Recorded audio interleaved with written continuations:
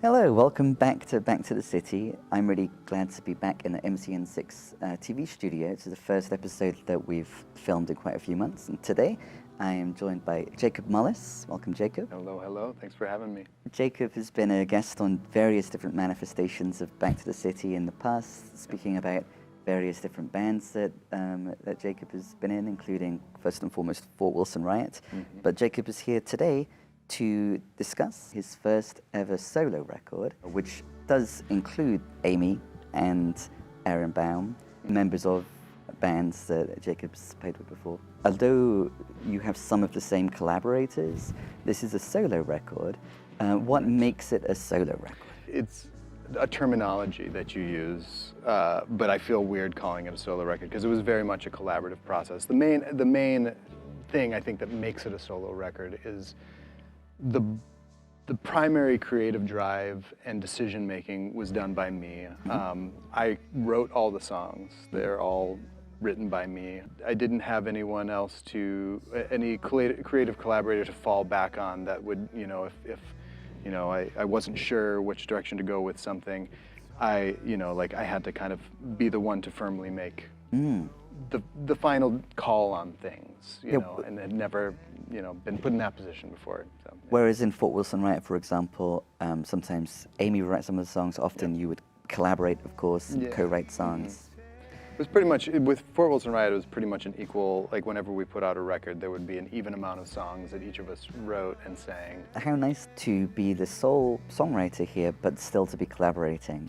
Yes. So much of what I love about music is the relationship you develop with people and the collaborative process and getting excited about something with other people, like when you hit on an idea or, I really need that to get me, to keep my enthusiasm engagement in the project. Yeah. Absolutely. Well, I'm glad that you are a very enthusiastic person, and I'm glad that your enthusiasm has been very clearly sustained. There's lots of exciting moments like what you were just describing, I think, sonically on the record. The record is called New Electric Medicine, and it's being released tomorrow to coincide with Bandcamp Friday tomorrow. Yes. You're the sole songwriter, but you co-produced it with Aaron Baum and Ryan Mark. Yes. So having this collection of 9 songs and then co-producing them with those 2 friends. Could you talk a little bit about that process? Yeah. When I decided to make the record, I had, a lot of demos that were pretty fully fleshed out that just needed the extra love and care to kind of finish off, and it just, when you live with demos for a long time, it can be hard to kind of like, get your mind past what they sound like. And so I, immediately reached out to those guys because I have always loved working with them. Aaron has a great recording studio called Mid-City Studios. Yeah, we did a couple of Back to the City sessions there. Oh, actually. great. Oh, yeah. Cool. Very cool. Like filming live bands. Well, so viewers will be familiar with that space. And so I immediately, when I decided I wanted to put out this record, I immediately contacted both of them and kind of initially talked to Aaron about, like, could we book some studio time to go in there and just kind of like listen to the songs, see what we all feel like they need, and then kind of start just tracking whatever we think is needed. Maybe listening to some of the arrangements and deciding to. I think there were maybe 1 or 2 songs where we kind of like sat with them and kind of tweaked the arrangements a little bit. We worked at Mid-City for a little while, like off and on for about a year. And then eventually, when it kind of came down to it and realized, okay, yeah, like they are probably at a good point to mix, we took it over to Ryan's house, where he's a brilliant mixing engineer. And so we took it over there and kind of polished it off and added a few extra colors here and there, did a few vocal tracks, but it was pretty much ready to be mixed at that point, yeah.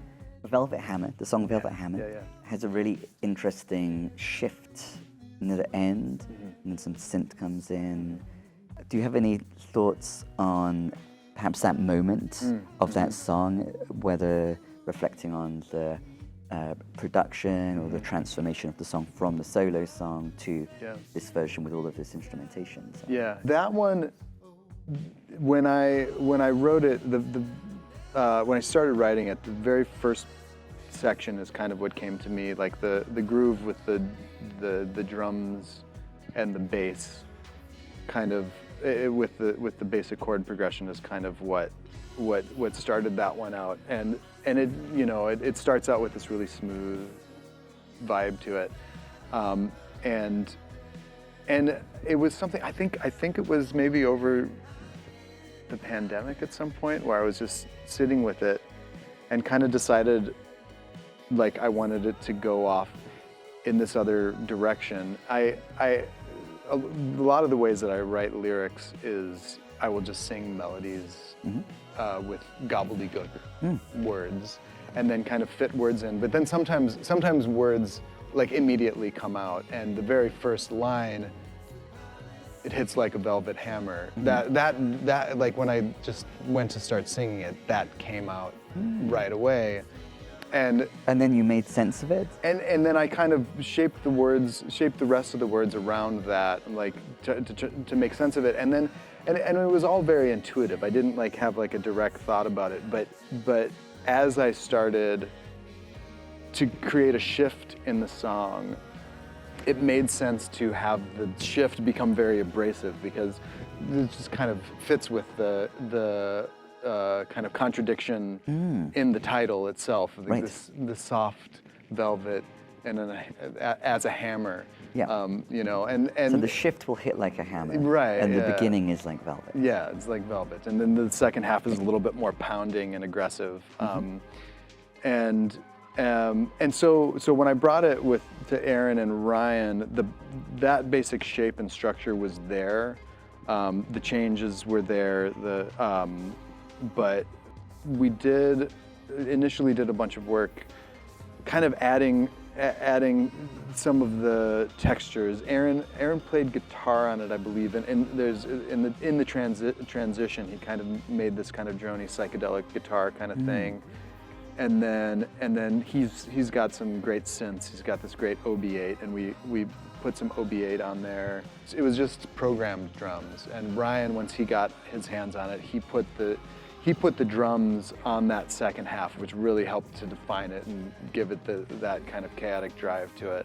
He also, you know, mixed it, which it was quite a chaos of sounds, and he found a way to give everything its place and mix it beautifully. So good job, Ryan. Yeah, good job, Ryan. At the very end of the song, there's, I think, perhaps a sample. There's a voice that says, "All I see, I couldn't catch the rest." So what does the voice say? All I see is blue tomorrows. All I see is blue tomorrows. Yeah. What is that sample doing there? All I see is blue tomorrows. Yeah, sprinkled throughout the album are little samples to films that I love, and that the content of the line that's being given, while it definitely has meaning, it's also just the film itself. Which film is that? It's from Inland Empire, a David Lynch film. In the film, Laura Dern is playing an actress who's playing a role in a film called On High and Blue Tomorrows, and there's a scene where they're filming the film that she's in. Always an actor and never a role, I think, is one of the lyrics in your song. Yes, yeah. The film Inland Empire, I mean, many of David Lynch's films are kind of a reflection on kind of the fractured nature of ourselves and how we kind of go through these really kind of, we can go through these chaotic changes in our lives, and I felt like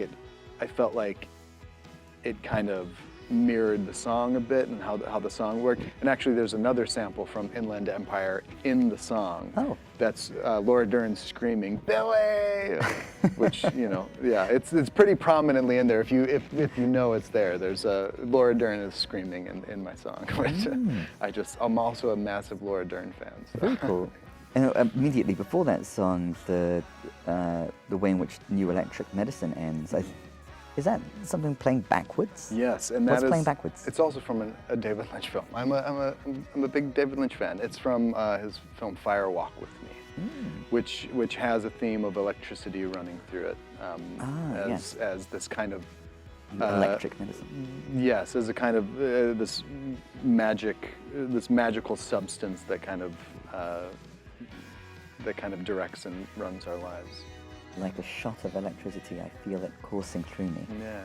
Is the lyric shortly before that. Yeah. Why is the record called New Electric Medicine? And how does that relate perhaps to the movie or to that lyric or this idea of electricity coursing through us? It fits, I mean, thematically, you know, I mean, this is definitely my, you know, being the first time I've written all the songs, obviously, the most personal project I've put out. And thematically, like, you know, you and I have had many conversations about philosophy. Oh, we have. You know. We had a philosophy book club. We had a philosophy I had forgotten book that we club, had yes, that. Yeah. I still go back to that book too, Anger and Forgiveness is a good one. Nussbaum. Martha Nussbaum, yeah. But you know, I've always been someone who's been a seeker of sorts. You know, like that's what one of the reasons why I continue to write music. I feel like it's an essential part of just kind of understanding what the hell's going on in my head and in the You've world. studied philosophy academically? Yeah, Yes. a bit. You know, not as much as you, but in MCTC, I did like a philosophy associate's degree. Yes. But you continue to philosophize in your life? Yeah. Meaning just reflect on being an existing human? Right, yes. Yeah, and kind of thematically, so New Electric Medicine is a term, and it's something that I got a really long time ago, and I forget exactly. There was a guy that, turn of the century snake oil salesman guy who was selling New Electric Medicine. He would have these bottles of blue tinted water, and it was like this medicine. So for me, it was this kind of catch-all phrase for like this kind of tendency to look for the cure for whatever it is that ails you, whether it's psychological, whether it's physical, but that there always seems, for me at least, in my seeking, kind of as a younger person. Mm-hmm. Now, being older, I realize the futility of it. But there is, as a younger person, I feel like I always had the sense that there was an answer. Mm-hmm. Like, so now you sense the futility of looking for the answer. Yeah, that there's any sort of easily definable way to encapsulate the complexities around us. And so that I just thought New Electric Medicine is a fantastic title for a song, title for an album. It is, Father. Yeah, thank you. And so, but I also felt like it as a theme kind of helped define a lot of what I write about. What I write about is me struggling with my internal monologue, trying to understand the confusion that I have with my life, with my relationships.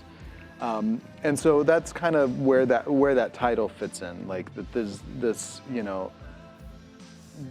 there's this kind of push and pull of like reaching for some kind of answer, some kind of thing that will complete me in my life, and then watching that fall apart and realizing, like, okay, no, it's not that. Is it something else? Oh no, it's nothing. There's nothing that will do that for you. You have to do it for yourself. Yeah. You brought up the difference between the young seeker Jacob and the present Jacob, and that made me think of the opening track, which I love is called At an End and begins, where do we begin? Somewhere at an end. And then soon after that, well, actually all the lyrics are brilliant, so it continues, it's hard to see the road when you're rolling round the bend, only 17, but sick of settling. So we have this character right near the beginning of the record who is only 17, And I immediately thought of that when you were talking about the younger seeking self. Yeah. What is the significance of the placement of this character who's only 17 but sick of settling, looking out for love or something to defend right at the beginning of the record? Yeah, yeah. You know, I mean, I think within there's some references to songs that I love. The Beatles, you know, saw her standing there. But it's also a reflection on myself. I mean, I was especially in high school a very serious fellow, you know, and so You're still serious, but maybe more playful I try also. to be more I try to be more playful, but yes, I am still a little over serious sometimes. But yeah, like this idea of, you know, someone whose life is ahead of them, but there's this urgent need to like find something, find an answer, and I looking out for love. It's also kind of a reference to Big Love, the Fleetwood Mac song, "Looking Out for Love," big love. Looking out for love or something to defend. The line in the Fleetwood Mac song and like the aggressiveness with which Lindsey Buckingham uses that line has always struck me like it's not tender. There's nothing to. It's almost like you're looking out for love as if something that's going to attack you. You know, like, and so this idea of like the seriousness of you're not looking for love. You're looking out for love. And the kind of confusion therein of like, you know, you're seeking something, but you're seeking it in the wrong way. Right. And you've always got your guard up, and you think you got to do something to, you know, like. Or at least there are some drawbacks to the way in which this young self is grasping for meaning. Yeah.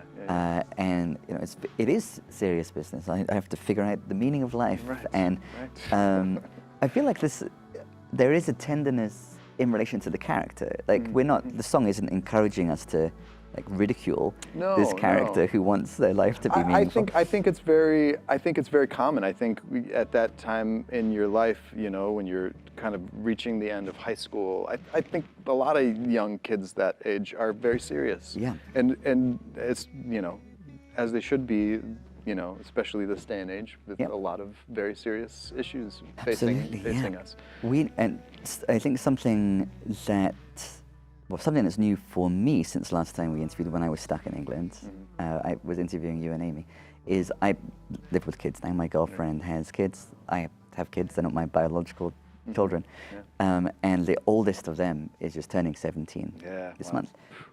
So yeah, that lyric really jumped out at me, and I was wondering whether, as a father, like how much so and in what ways your experience of being a father has influenced the content of this record. Definitely the song you referenced before, "A Blue Morning," second to last song on the record. Very loosely, it's definitely not a concept record, but very loosely it kind of tracks kind of thematically my feelings and thinking throughout my young adulthood into now. So "A Blue Morning" is pretty much directly about being a father. So the chord progression, the finger picking chord progression of it, right after my son was born, my oldest son was born, we got home and we had some, you know, first few days of just kind of like being at home and getting used to having a kiddo. There were like 3 little ditties that I came up with on guitar at that time, and that was one of them. And it was just a kind of chord progression that I really liked and just hung around for a long time, but I could never land on a melody or lyrics that really worked for me. And then we were actually in a movie, Amy, myself, and our oldest, Ornette.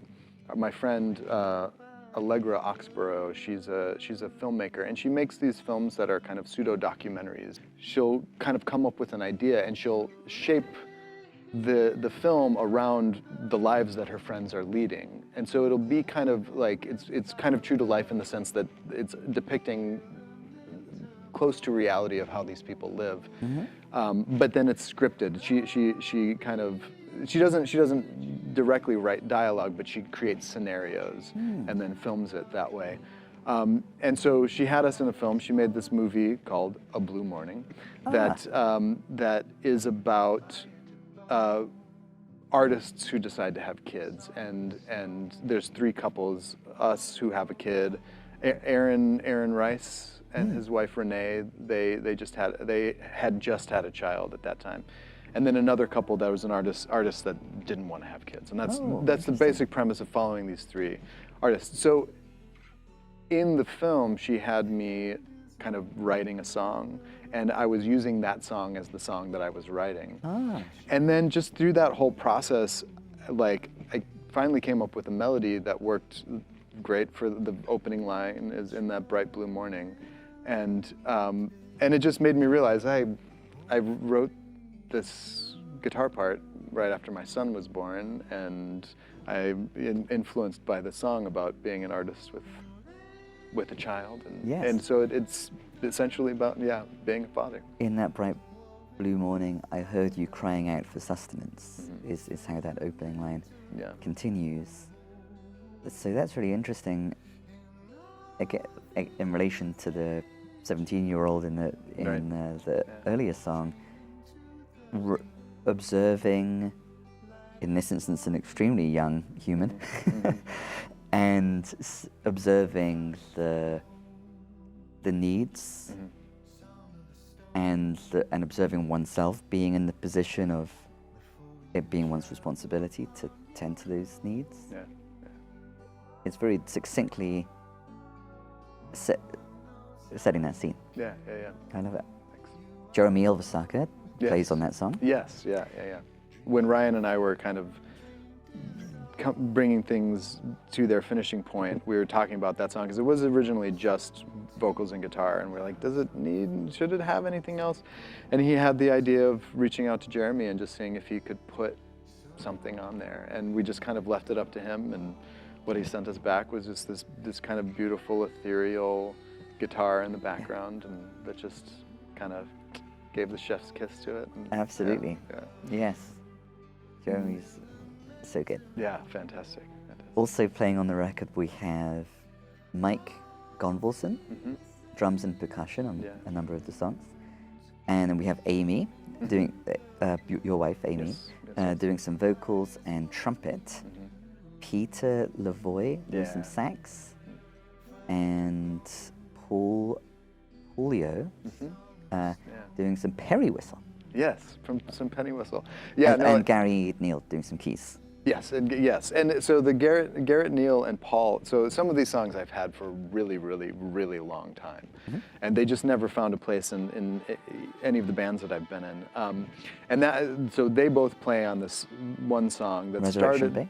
Resurrection Bay, that started as so Aaron Baum and I, when we first started becoming friends, we kind of discovered each other's love for 60s psychedelic music. And so for a while we were putting together songs, making demos for like some imagined 60s psychedelic project that never really went anywhere, but we made some really fun demos that I still listen to and really like.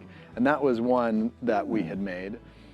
And Paul Pulio was, so he played with, I'm not sure what I'm sure he's still playing music right now, but he played music with Aaron Baum in Moonstone Continuum, and he played in Southside Desire. And he for a while was kind of, we brought him on board and we were getting together with him a little bit too, because he's a great musician. And he just played this, one-take penny whistle solo. And so, when it came time to like make some decisions about these songs, this is like, this is just too perfect. It's so great. And so had to keep it. And then Garrett, I shared a practice space, Porno No No, that band that I was in. Yeah. We shared a practice space with him. And there was just one day, I think, where our practices kind of overlapped. And I had brought up some of the demos. I was like, hey, can you play something on this? And he just played it, and it's great, and, you know, and it's all stuff that just, you know, worked so beautifully. And this, you know, this was probably like 5 years ago or something like that, yeah. Speaking of beautiful, one of the most beautiful lyrical moments, I think, for me, is on that song. The fire wins what the fire wants, and it takes all that it can touch. Yeah. It takes all it can touch. And that relates to a lyric about the fire starting in the previous song, Can't Get It. Yeah. When this kind of fire starts, no, that's not a lyric, that's That's from another movie, yeah. I suspect. It's also from Fire Walk With Me, Ah. which the electricity one is from as well, yeah. When this kind of fire starts, it is very hard to put out. Yeah. So could you reflect a little bit on those two references to fire? When this kind of fire starts, it's very hard to put out. Yeah. And the fire wins what the fire wants, and it takes all that it can touch. Yeah, well, specifically in Resurrection Bay, so that one, being a song that I've had for a long time, the verse lyrics, well, all the lyrics had gone through many iterations and had worked on those lyrics for a long time. And the verses kind of, you know, not so much so that you know, if you knew this film, you would know right away. But you know, if for anyone who's seen the movie Paris, Texas, it's another one of my favorite films. You know, I was just trying to. David Lynch? This is not David Lynch. Lynch. This is Wim Wenders, great filmmaker. It's Paris, Texas, and Wings of Desire are two of my favorite films, and he made those.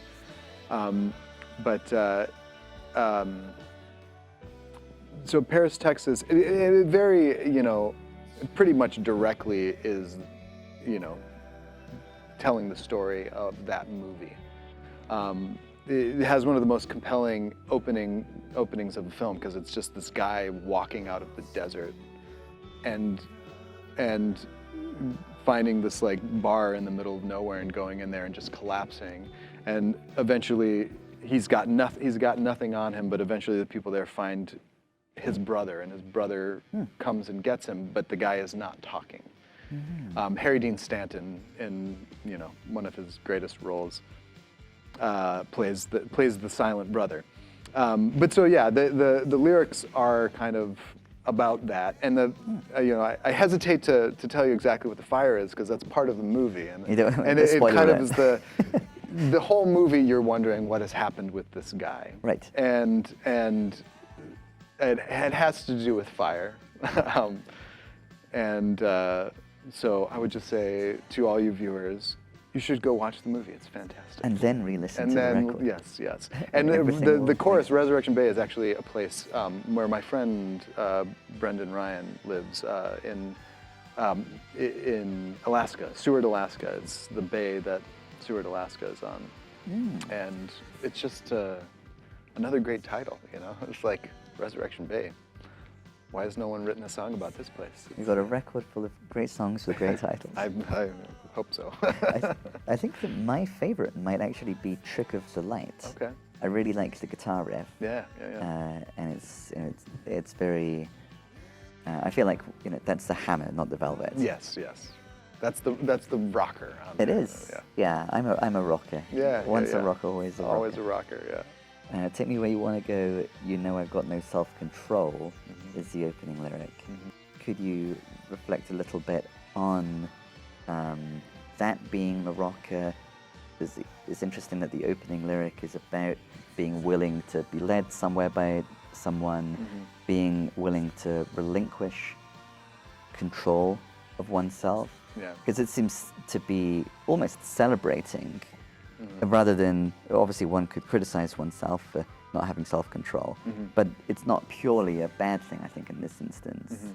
And it's interesting, the juxtaposition of that and then realizing that one is in the position of responsibility with the baby. Could you reflect a bit on the celebration of kind of having no self-control, or the flip side to, okay, yes, I'm a responsible adult now. Let's celebrate it in Trick of the Light. Yeah, yeah. I kind of, yeah, I mean, I guess that for me is kind of reflecting on my tendency when I was younger in relationships to just become very enamored with a person and want to just like, you know, whoever I'm romantically involved with, just wanting to kind of like give myself over to them. That can also become an obstacle to intimacy with that very person. Oh, yes. If one is creating a character. Yeah, yeah, yeah. And the Trick of the Light, you know, this, I see it kind of coming off of Resurrection Bay, this, you know, like, you know, feeling like something has been discovered and you found something anew, but then the light can deceive you. And you know, sometimes we find that light in a person, this idea of new electric medicine that's like, oh yes, if I can just, you know, we can just, you know, be a pair and, you know, it'll be so great and our lives will be so great. And yeah, that's the answer. Harness that juice and everything is solved. Like yeah. that, yeah. And you know, the song has a celebratory kind of vibe to it because it feels great when when you're in high that. energy. Yeah, it feels great. Like nothing is more, you know, it feels so wonderful as when you feel that sense of like, oh my God, I found this person, and we're gonna have this wonderful time together. And but again, there's not nihilism or cynicism. No, but here we are observing the person who's in that mode, and we're kind of celebrating a little bit, but we're a little bit aloof, or we have some distance. Yeah. We're not entirely caught up and lost in that one. And just accept, I mean, I think at this point in my life, a lot of these songs were written reflecting on, you know, my youthful foibles, I guess, but also not wanting to like condemn myself for it. There are definitely things that at the time, you know, crushed me and was, you know, but it's the you know, the path that I had to go through. And, yeah. Let's end as we began with Velvet Hammer. Sure. Yeah. Velvet Hammer. And I feel that maintaining a sage, elderly skepticism about the answer, finding the answer, something that has been yielded, I think, by your seeking, is this awareness that courage, is courage the word? Is there a lyric about courage? Courage. Something, maybe courage, something else perhaps, needs a thread to follow. What needs a thread to follow? Oh, yes, you're right, you're right. Courage needs a threat to follow. A threat. Courage needs a threat to follow. Something on the line, filling you with death and glory in the blink of an eye. I feel like that is some wisdom that's a result of some seeking. And it kind of fits, it resonates, I think, with this, what you were saying before about looking out for love or something to defend. It does remain important to know when things are on the line, to sense, okay, this is an important kind of moment here. The choice that I make here matters. What do you think of this idea? That I think that is something that has been yielded by your seeking, and I like how it's placed in that song. Yeah, you know, I mean, I actually, you know, we can touch on that book that we read together at our philosophy club, Anger and Forgiveness. I think, I mean, you know, courage needs a threat to follow, you know, like, so you can't have courage without, you know, first feeling that the sense of fear and danger. Yep, and we're in the same territory here where we might feel angry if anger is like our awareness that my boundaries feel violated, something is off. There's a threat, a sense of threat. Then I could become angry. I could become courageous. Right. Yes. And I think that is, you know,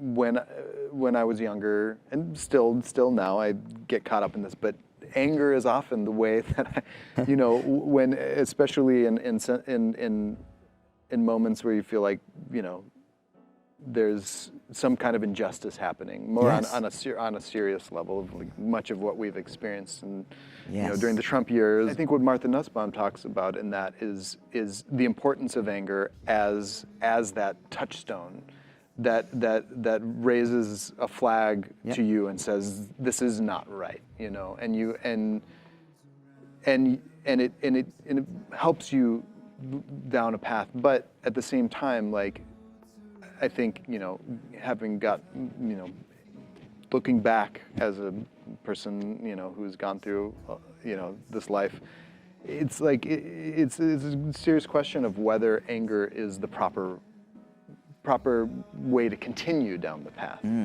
It can be a good impetus, but, it can be pretty destructive in the long run if you hold on to that. And yeah, It is helpful at least to be aware, okay, the anger is the awareness that something seems off and wrong, and perhaps is extremely off and wrong. Anger also, when we're feeling it, we're careening in a certain direction. yeah, And to at least have this capacity to have a little bit of distance and be aware, okay, I'm thankful for this awareness that something is off and wrong. And for as long as I stay in this anger, I'm careening. and anger is very inflexible. I think that that kind of, again, with the new electric medicine idea, is like this idea of us holding on to any one thing as the answer, as the right thing. And anger is one of those things that can give you tunnel vision and latch on to something as, once this is fixed, then everything is fixed. Or once, once I have this, everything, I will be complete. And I think being driven by that kind of anger and desperation can take you careening down paths that maybe you don't want to be on. But it's inevitable at the same time. Yeah.